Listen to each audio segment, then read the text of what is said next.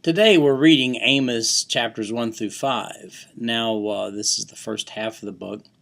And Amos was a prophet during the reign of King Uzziah from 790 to 739 BC. He was over Judah, and King Jeroboam II from 793 to 753 BC. He was over Israel at the time. According to Amos 7:14, he was a shepherd and he was a gatherer of sycamore fruit.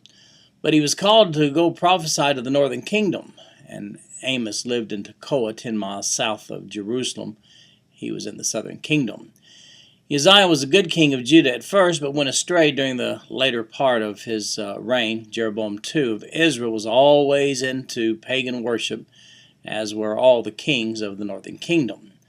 So Amos begins with judgment on Israel's neighbors of all things, against Syria and Gaza and Tyre and Edom and Ammon and Moab.